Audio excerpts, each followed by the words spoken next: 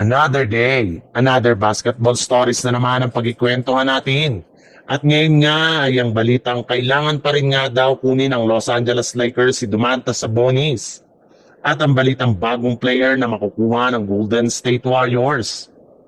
Ibinulgar na nga ngayong araw na nakikipag-usap na nga daw ang front office ng Los Angeles Lakers sa iba't ibang kupunan para lamang makakuha ng bagong superstar na makakatulong kay Luka Doncic at LeBron James na makuha ang kampyonato. At isa nga sa kinakausap nila dito ay ang prangkisa ng Sacramento Kings para lamang makuha ang matagal na nilang target na big man na si Domantas Sabonis sa pamamagitan ng isang trade. Alam naman nga po ninyo na isang Kings sa mga nagiging seller sa trade sa dami ng mga players na ipapamigay nila dito.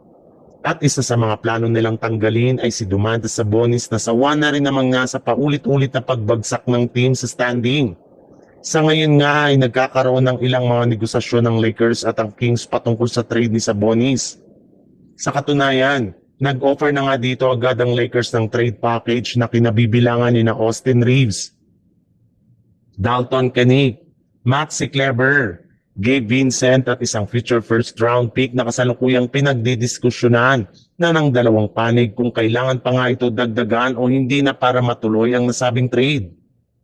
Sa ibang balita naman, pumayag ang Golden State Warriors sa ideya na tuluyang paggawa na ng trade sa lalong madaling panahon.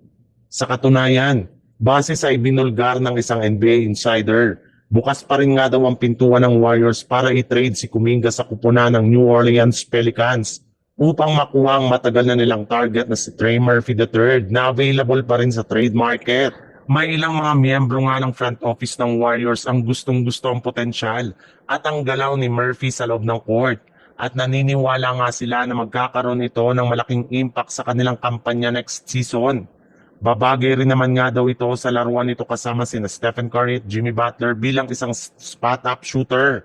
Gamit ang kanyang laki ay isa rin naman nga itong mahusay na rebounder at defender. Posible nga daw ito na ang maging susi para hindi na maging mahirapan pa na manalo sa kanilang mga laro, sa kanilang mga road games.